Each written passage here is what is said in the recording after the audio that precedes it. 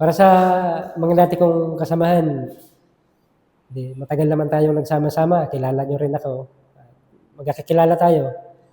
Ngayon, ang panawagan ko lang, sana ay pag-isipan niyo rin na magbagong buhay para makapiling niyo rin yung mga kamag-anak niyo, yung kapamilya niyo.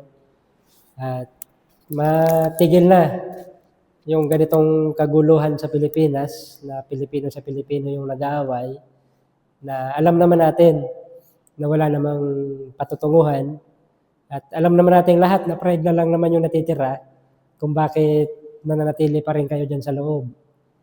At alam naman nating lahat yung kabulukan at problema na laganap ngayon sa loob ng partido na hindi na kayang masawata o hindi na kayang ma-repair. Kaya sana lang sa mga natitira pang NPA, sa lalong-lalo na dito sa Saklaw ng Bicol Region, ay magbalik loob na kayo sa pamahalaan. Nandito kami na mga dati niyong kasamahan, kami na dati niyong naging opisyal. Magtiwala lang kayo.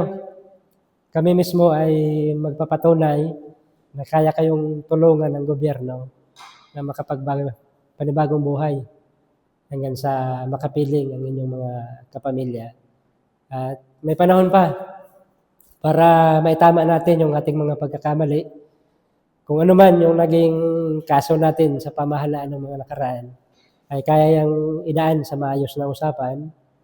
At basta matiyak lang na kayo ay magpapanibagong buhay na, magbabalik loob na sa pamahalaan.